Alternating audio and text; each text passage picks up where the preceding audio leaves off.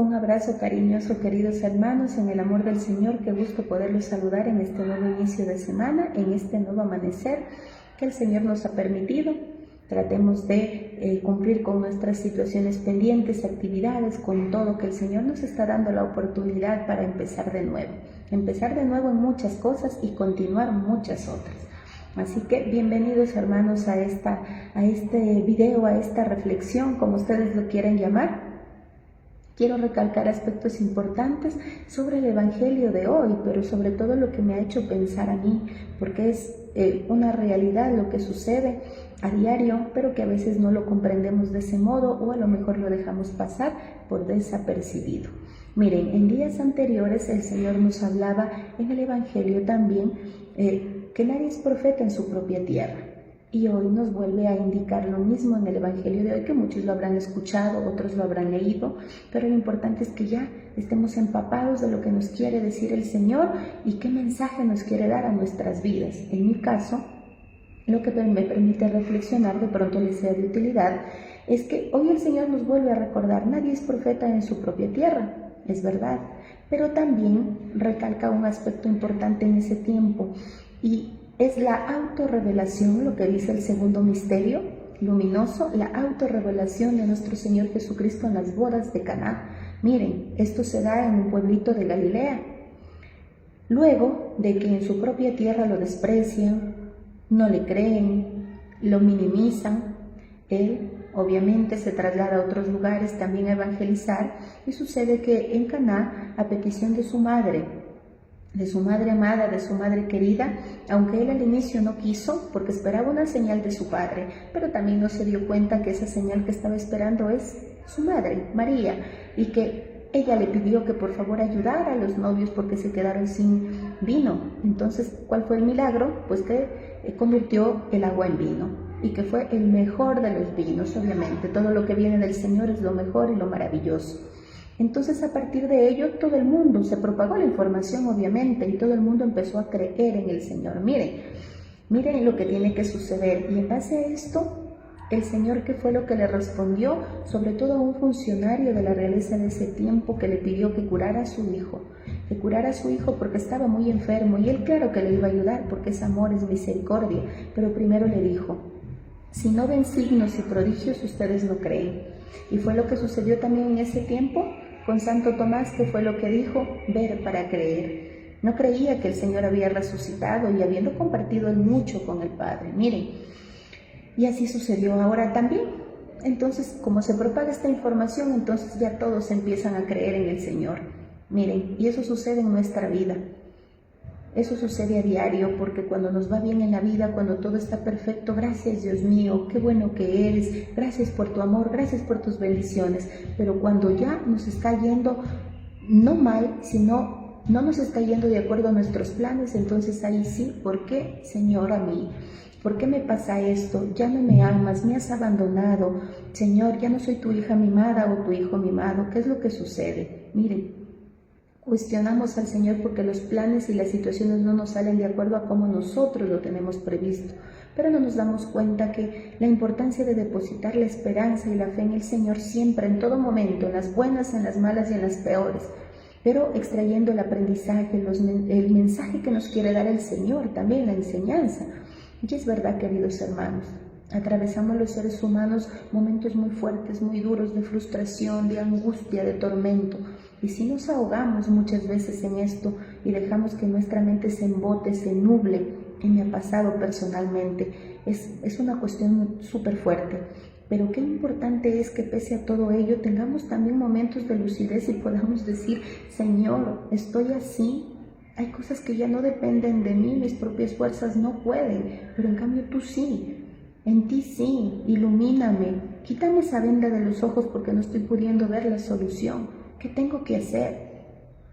¿En qué te puedo servir? ¿Qué es lo que puedo hacer? A través de esta prueba, a través de esta circunstancia, ¿qué debo aprender? Miren, pero resulta que también el ego y la soberbia nuestra hacen muchas veces que cuestionemos al Señor, y por otro lado, y así de ese modo mucha gente se ha alejado del Señor, se ha alejado de la iglesia, ha indicado, no, es que el Señor no me ama, el Señor esto y lo otro, ¿por qué permite el Señor que exista gente así? ¿O por qué permitió que me suceda esto? pero no nos damos cuenta que el Señor no permite que haya mal. El Señor nos da la libertad, ese libre albedrío para poder decidir, pero somos los seres humanos con nuestro ego, con la soberbia, con nuestras heridas, quienes nos lastimamos y lastimamos a los demás. Entonces, eso para destacarlo también porque es importante. Y el Señor no es culpable de nuestras decisiones negativas o erróneas tomadas. Por otro lado, la pregunta, ¿quién de nosotros se ha sentido utilizado en la vida? Y yo diría ahí, como dicen en un grupo, me identifico. Yo me he sentido utilizada muchas veces he permitido también que me utilicen. Eso también es verdad, por mendigar amor, por ser migajeros de amor, de pronto por atención, porque me digan que todo está bien, que está perfecto lo que yo hago, por que me agradezcan. Muchas de estas situaciones, entre otras, yo mismo lo he permitido, pero ¿cuántas veces nos han utilizado a nosotros? Y es lo que hacemos con el Señor, o sea, utilizarlo para nuestra conveniencia. Y a nosotros nos ha sucedido, por eso pensemos lo que dice San Juan Pablo II en la teología del cuerpo, el utilitarismo, esta cultura tan dañina que permite ver a los demás como un medio para conseguir algo que queremos. Miren, y cuando no nos satisface o nos dicen no a algo, entonces ya no nos gusta, miramos mal, respondemos mal, dejamos de hablar. Y queremos penosamente que siempre nos aplaudan, nos agradezcan, nos digan palabras bonitas, nos halaguen. Y miren, en eso también como que adornan o más bien fortalecen la vanagloria de cada uno de nosotros y ese ego. Y eso no es adecuado, sobre todo. Ya el Papa Francisco lo decía en días anteriores, trabajemos mucho en la envidia y en la vanagloria. Pero eso que no sea alimentado por nadie más, o los demás lo pueden decir, pero nosotros tenemos que saber que somos seres humanos que necesitamos muchísimo del Señor y que vamos a errar y a pecar a diario. Vamos a errar y a pecar a diario. El que diga que no peca o que no se equivoca es un mentiroso total y desde ya está pecando. Porque primero está también rechazando al Espíritu Santo. Miren, si un justo peca 7 veces al día, no se diga a nosotros. No se diga a nosotros. Entonces no confiemos en nuestras fuerzas, sino depositemos nuestra confianza en el Señor. Y así vamos a dejar de pretender que los demás siempre nos estén adornando todo, nos estén poniendo atención en todo y que nos estén queriendo dar la razón en todo. Porque así vamos a caer o a nutrir más esa soberbia, ese ego, que penosamente a muchos nos caracteriza como seres humanos.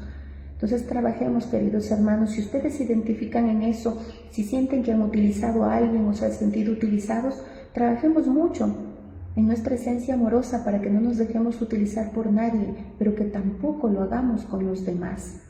Y agradezcamos siempre al Señor, porque a los demás sí agradecemos. Cuando algo nos gusta agradecemos, pero cuando no, ponemos mala cara o hacemos un mal gesto, cuando no nos dan la razón. Pero eso no se puede dar con el Señor, porque Él es el único que sabe qué es lo que es bueno para nosotros y qué no es bueno.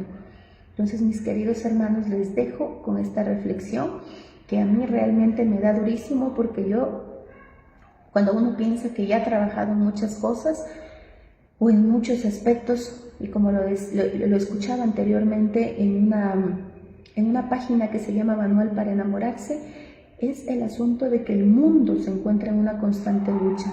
Pero esperemos que esa constante lucha sea por una conversión, por la santidad, por ser diferentes, no lucha entre nosotros, no por estar en conflicto, en peleas, en discusiones, sino aprovechemos al máximo el tiempo para encargarnos de detectar qué es lo que está mal en nosotros y evitemos el ser parlanchines. Eso me sucede también a mí mucho y debemos trabajarlo, ser prudentes más bien para poder escuchar los consejos y orientaciones de los demás.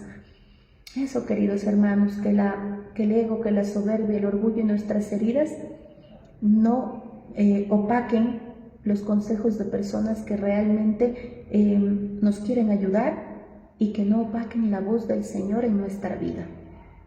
Los abrazo con cariño, espero que esta semana sea maravillosa, cuídense mucho.